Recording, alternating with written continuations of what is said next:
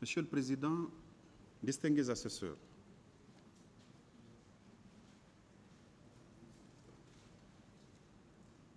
grande fut ma surprise d'apprendre le comportement d'un médecin, celui qui devait sauver des vies. Quand je parle du médecin, Monsieur le Président, Messieurs les assesseurs, je pense toujours à ce Congolais qui s'est hissé au toit du monde.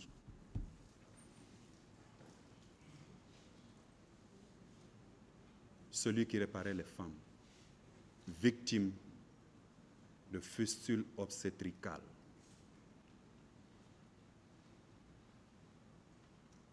Qui, pour soigner ces victimes, pour soigner ces dames-là, Monsieur le Président, n'hésitait pas d'utiliser son domicile privé, son salon,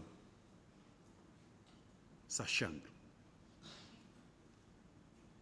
Un médecin, il est fait pour sauver des âmes, Monsieur le Président. Monsieur Abdoulaye Chérif Diaby, grand chirurgien, reconnu comme tel par l'un de ses co-accusés, le commandant Toumba Diakité, et lui-même vous a dit la fois dernière qu'il opère de la tête aux orteils. C'est un chirurgien de guerre qui, juste dans le dessein de conserver un pouvoir, arrive dans l'enceinte de l'hôpital national d'Onka où des victimes des événements du 28 septembre 2009 étaient couchées ça et là.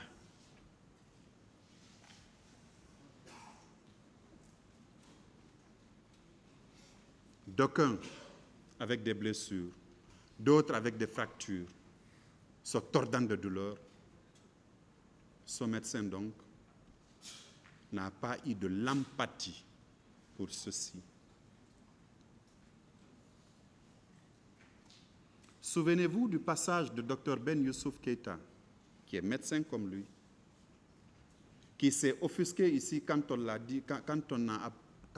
appelé docteur. Il dit qu'il n'a pas la force morale de l'appeler docteur. Parce que pour lui,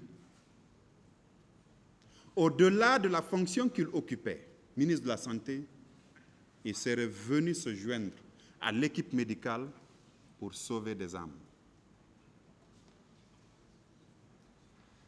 Il se serait illustré, comme je l'ai déjà dit, comme Denis Mukwege. Monsieur le Président, Messieurs les assesseurs, ce n'est pas ce qui a été son comportement. Puisqu'il occupait un poste, il fallait à tout prix conserver ce poste-là, à tout prix donc. Les hommes d'État sont rares.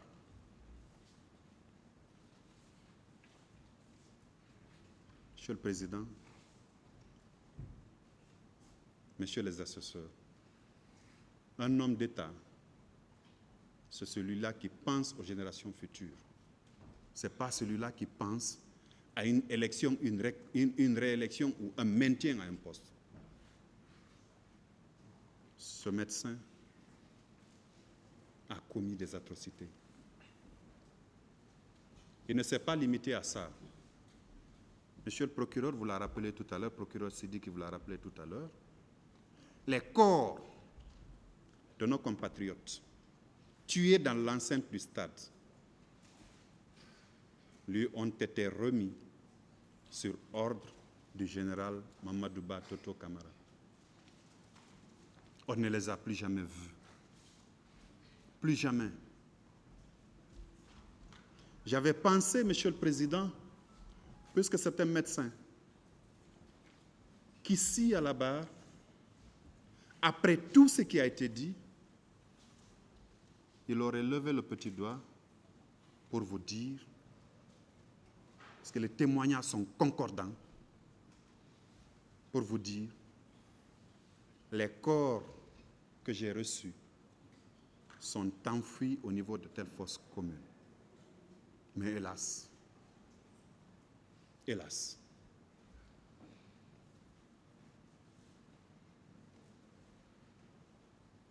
Monsieur le Président, Messieurs les assesseurs, ce comportement-là aussi mérite d'être puni. Je ne parlerai pas assez de M. Keita, dont Mme Abbé a dénoncé formellement, puisque tout simplement, elle le connaissait anciennement. La version qu'elle a donnée de l'instruction préparatoire, en passant par la confrontation au niveau du pool des juges d'instruction, jusque devant vous, elle l'a maintenue.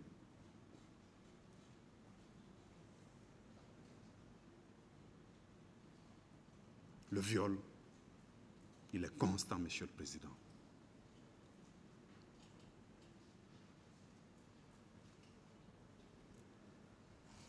Monsieur le Président, Messieurs les assesseurs, Monsieur Blaise Goumou, officier de gendarmerie,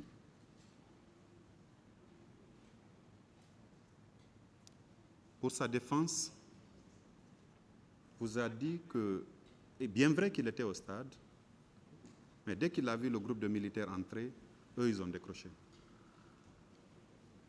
Cependant, c'est un autre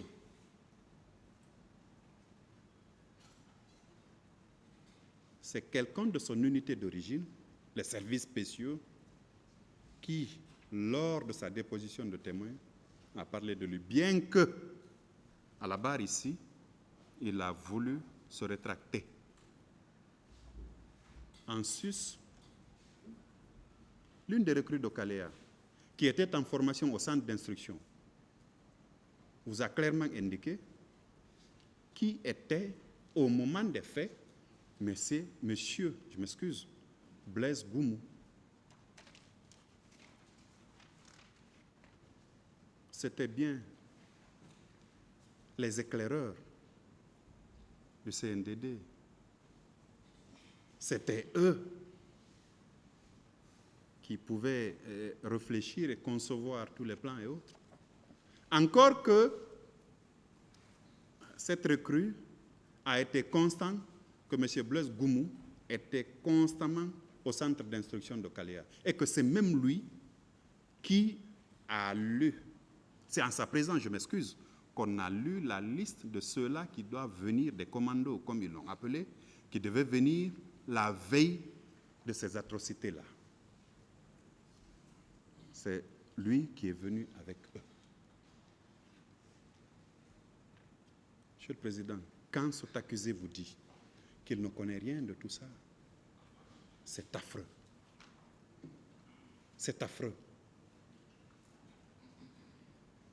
Il ne peut pas invoquer le fait que lui, il n'était pas du tout au centre d'instruction de Kalea, qu'il y avait été nommé instructeur avant l'avènement du CNDD au pouvoir. Il vous a fait état des actes ici, Monsieur le Président. Sauf que, en ce moment, l'administration du centre d'instruction de Kalea avait quitté. Ceux-là qui occupaient des fonctions officielles y avaient été chassés.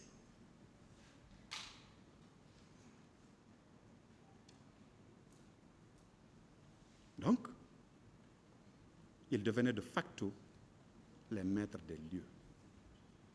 C'est eux, lui, qui ont fourni ces jeunes gens qui sont venus au stade pour perpétrer ces massacres à côté de l'armée régulière. Monsieur Monsieur le Président, Messieurs les assesseurs, voici le comportement qu'a été la partition donc de Monsieur Blaise Koum. Ami du Camp dans son roman. C'est une aventure ambiguë de la part de Monsieur le procureur et de ses distingués substituts. Donc, il vous appartient, Monsieur le Président, de mettre un terme à cette aventure ambiguë de la part du procureur, en tout cas du ministère public, qui s'obstine à poursuivre à tort des innocents pour des infractions de droit commun et se rétracte à la dernière minute pour solliciter une prétendue requalification des faits poursuivis en crime contre l'humanité. Donc, vous avez l'impérium, vous êtes souverain, vous avez le pouvoir de mettre un terme à cela. En résumé, Monsieur le Président, honorables assesseurs, contrairement aux multiples accusations sans preuve arguées contre le colonel Blaise, nous attirons votre attention que le colonel Blaise n'a pas fréquenté le centre de formation de Kaléa en 2009. Il n'a été ni formateur, ni encadreur, ni instructeur, ni superviseur des recrues du CNDD. Il n'a pas été éclaireur du CNDD dont il n'était même pas membre.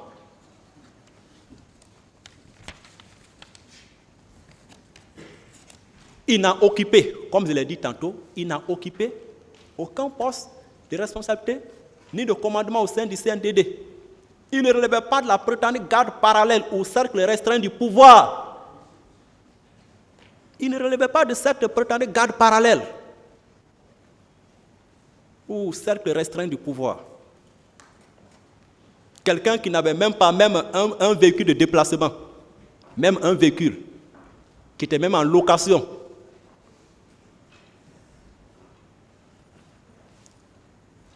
Il n'était pas un agent ou un élément de la garde rapprochée du président Dadis.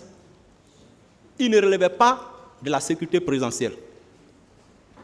Il n'est pas un proche ou un parent biologique du président Dadis.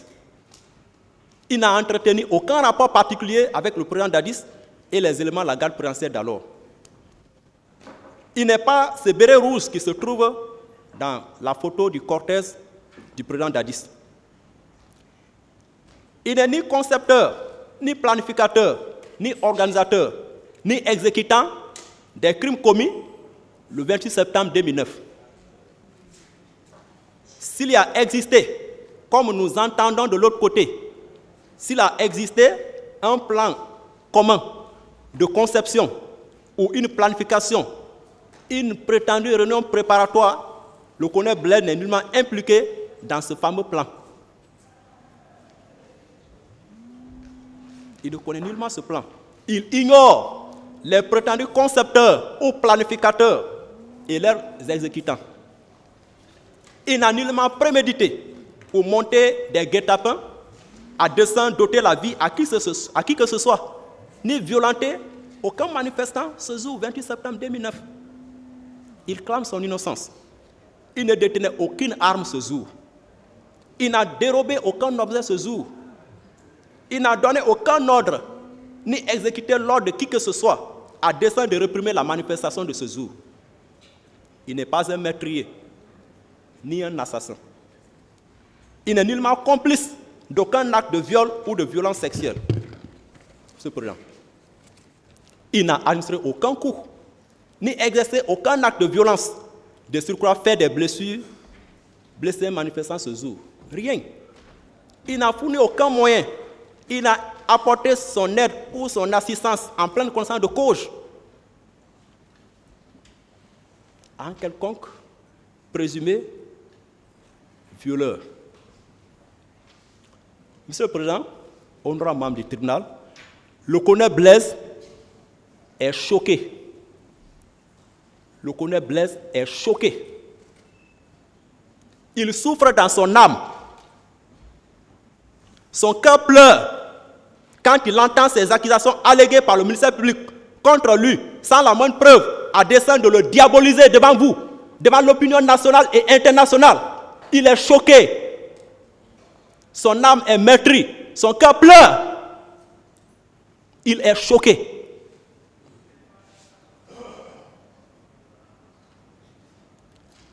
L'accusation du colonel Blaise n'est que le résultat d'une loterie judiciaire, en tout cas d'un PMU qui a été joué par le parquet.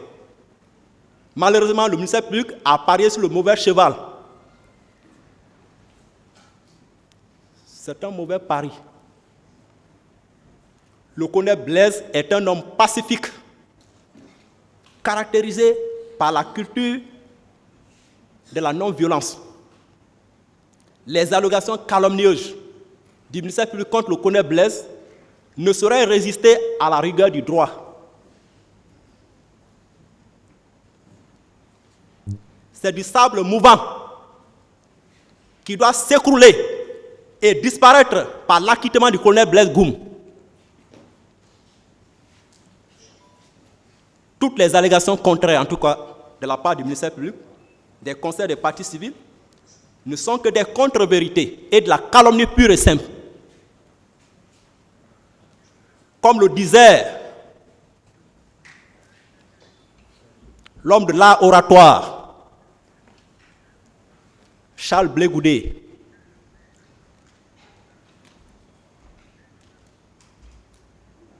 lors de l'audience de la confirmation des charges devant la CPI,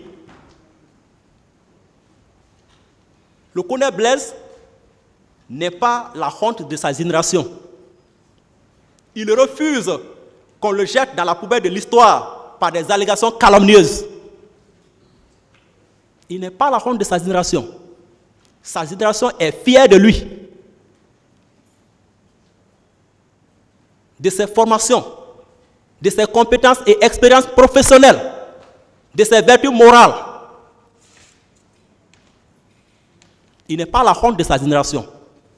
Donc il refuse qu'on le jette dans la poubelle de l'histoire par des allégations calomnieuses sans preuve, par des contre-vérités.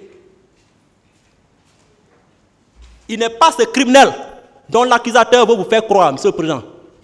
Il n'est pas ce criminel. Le ministère public devait avoir le courage, l'honnêteté intellectuelle et même professionnelle de reconnaître son échec dans ce dossier. Monsieur le procureur, vous n'êtes pas légalement obligé de requérir à charge contre les accusés si vous n'avez pas de preuves. Vous n'êtes pas obligé par la loi. La loi même vous donne la possibilité de requérir à décharge lorsque vous constatez qu'il n'existe aucun élément de preuve, aucune pièce à conviction de nature à établir la culpabilité des accusés. Le colonel Blaise, comme le disait son ami Blaise, le colonel Blaise est aujourd'hui le seul, je dis bien le seul, à être accusé parmi les 3 chefs d'équipe d'alors des services spéciaux, lesquels s'étaient tous rendus à l'esplanade du stade ce jour 28 septembre pour l'encadrement de la manifestation. Il est le seul, ce jour, à être poursuivi ou accusé pour des infractions très graves dont il n'est nullement l'auteur principal ni complice. Quel acharnement, ce procureur. Quel acharnement, quelle sélection, quel triage, quelle discrimination, quelle injustice. Et pourtant, la justice est l'un des 3 mots sacrés de notre devise, la devise en tout cas de notre chère patrie. Donc, colonel Blaise Goum est l'un des dignes fils. Par son intégrité et son patriotisme. Je me suis engagé, Monsieur le Président, dans cette bataille judiciaire pour l'obtention de la liberté de cet homme qui ne cesse de clamer son innocence. Il mérite cette liberté. Et je sais qu'il obtiendra cette liberté qu'il a d'ores et déjà